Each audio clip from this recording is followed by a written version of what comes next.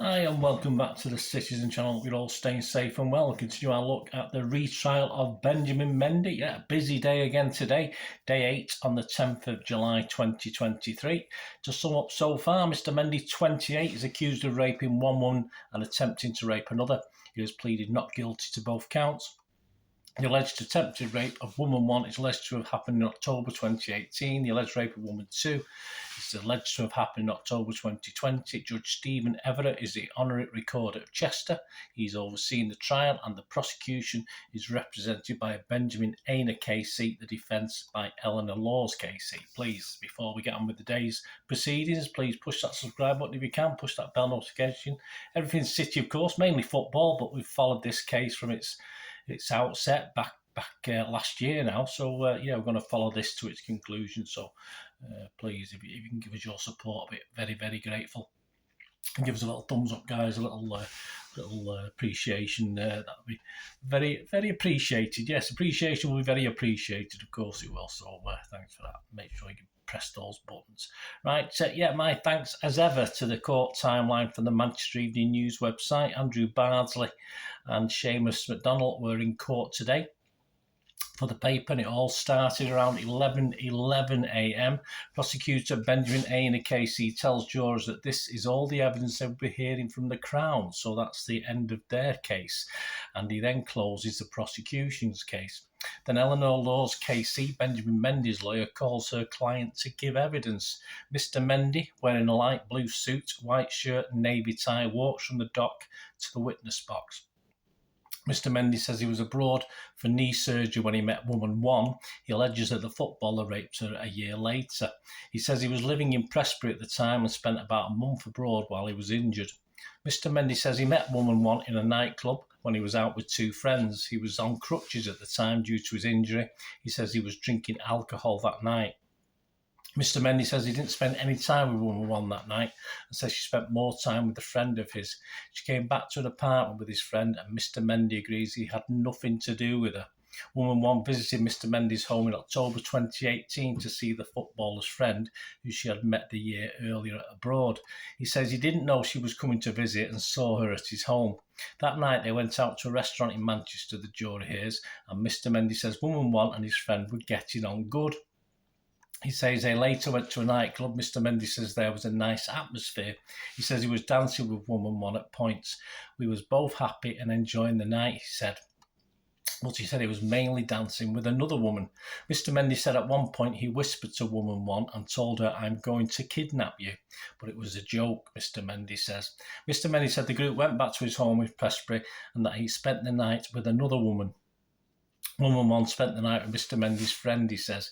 He says he saw woman 1 the next morning while she was looking for a phone charger. Mr. Mendy says he gave her a phone charger and says the atmosphere was good. He says he later saw his friend and asked if he could have sex with woman 1. Mr. Mendy says he told him yes. Ms. Laws asked Mr. Mendy, "Did you want to have a long-term relationship with any woman?" "No," Mr. Mendy said. "Did you like meeting different women?" Ms. Laws asks. "Yes," he replies. "A lot of women?" Ms. Laws asks. "Yes," he replies. "And engaging in sex or sexual activity?" Ms. Laws continues. "Yes," Mr. Mendy replies. Miss Laws asked him, how difficult was it for you to meet women who also just wanted to have sex or a sexual encounter with you? "It wasn't difficult," Mr. Mendy says. "I'm not arrogant, but it wasn't difficult." Mr. Mendy agrees that he often had sex without using a condom. Mr. Mendy says he saw woman 1 having a shower, and when she got out, he spoke to her. He says he told her, "You're sexy," or something similar. Mr. Mendy says they ended up in the bedroom and got close to each other. "I had my arms around her, her arms around me." He says at no point did he use any force. Mr. Mendy says at one point he asked her if she wanted to have sex. She told him no because of my friend, he says. "My answer was it's fine." He says it's fine. That's when she started to be upset. The atmosphere, something happened. I just left the room. Mr. Mendy says he saw woman 1 a few hours later and that he arranged for his driver to give her a lift. Ms. Laws is now asking Mr. Mendy about the allegation made by woman 2, who claims that she was raped by Mr. Mendy in October 2020. He says he attended a bar in Cheshire with 2 friends and later met up with a group of women, including the complainant. Mr. Mendy says he hadn't met them before. They joined together and drank tequila. He says he didn't much have he didn't have much of a conversation with woman 2 other than saying hello. Mr. Mendy says he danced with a number of women but didn't dance with woman 2. A number of the group went back to Mr. Mendy's home. He says Mr. Mendy asked his manager to tell people to hand over their phones because he had got in trouble with Manchester City because a gathering had taken place at his home. Jurors have heard that COVID restrictions were in force at the time. The issue had become known after a picture was taken inside his house. Mr. Mendy says he saw woman 2 holding her phone. He says, at the time I was sure she was taking a picture. That's when I grabbed the phone. He says the phone was unlocked and he saw that she'd taken a picture of the wall, which included a picture of Muhammad Ali. Mr. Mendy says he deleted the picture. He says he was a bit annoyed because if he hadn't deleted it, the picture could be anywhere. He says he looked to see if she'd taken any more pictures of the house. She hadn't, he says, but he saw a naked picture of her. Mr. Mendy said he complimented her. I asked if she had any more sexy pictures, he says. What did she reply, Miss Laws asks. Yes, he replies. I asked if she wanted to follow me upstairs in my bedroom. At 12:15pm, the jury left the court for a break. At 12:48pm, they were back. Mr. Mendy says he went to his bedroom, which had a security door, which needed a PIN code to gain access. The door is opened by using 2 handles at the same time, he says. Woman 2 followed him in the room. He says the woman inputted her password on her phone to gain access to a folder on Snapchat named My Eyes Only. We was both looking at the picture, he says. He says the folder contained pictures and some videos of some sexual activity. Mr. Mendy says he threw the phone onto the bed and then went to the bathroom. When he returned, Mr. Mendy says the woman had no top on. Mr. Mendy claims she agreed to perform oral sex on him. He says he then asked if he could have sex. No, oral sex is fine. Mr. Mendy claimed that woman 2 replied. He says she agreed to play around with him. Mr. Mendy said he didn't use any force at all. Mr. Mendy says woman 2 told him her sister was looking for her. So I say, okay, I asked for her Snapchat. We exchange, he says. He says he then left his room and went downstairs to the kitchen area before she left the room as well. Miss Laws asked, did you hold her down or first force her onto the bed or penetrate her vagina or anus? No, Mr. Mendy says. Mr. Mendy says that a day after, he sent woman 2 a message on Snapchat with maybe 10 question marks. That's why he sent the message, he says, because after what his manager had told me, I was shocked. He told me she complained she was not comfortable. He says he received no response. Mr. Mendy was later arrested in relation to the allegation. He answered no comment to questions asked by officers, jurors here. I followed the advice of my solicitor, he said. Mr. Mendy is now being cross-examined by prosecutor Benjamin Aina KC. He agrees that he was under contract to Manchester City in October 2018. He agrees he had wealth and status in society because of the football. You had access to many women, Mr. Aina says. Not just because of that, he says. Many of these women will say yes to your request for sex, Mr. Aina says. Yes, sometimes happens, sometimes no, Mr. Mendy says. You didn't want women who just came to have a talk, Mr. Aina asks. In general, I prefer not, but if they wanted to chill, they could chill, Mr. Mendy says. You just wanted women who were interested in sex, Mr. Aina says. Yeah, Mr. Mendy replies. What I suggest is that you weren't used to women saying, I don't want to sleep with you, Mr. Aina says. Of course I was, Mr. Mendy says. You wanted women who come to your home to party, Mr. Aina says. Yes, the defendant replies. Get drunk, Mr. Aina says. If they want, Mr. Mendy says. And have sex, Mr. Aina says. If they want, Mr. Mendy says. At 1:15pm, the trial adjourned for lunch. At 2:38pm, the jury was back in court after the lunch break, and Mr. Mendy continues to be cross-examined by prosecutor Benjamin Aina KC about the allegation of woman 1. Mr. Mendy says that in the nightclub he was blowing kisses at her and sharing banter. Did she blow kisses back, Mr. Aina asks. No, he says. Mr. Mendy says she didn't say the kidnap comment as a threat. Mr. Aina asked, if you thought she was flirting with you, why didn't you ask her for a telephone number?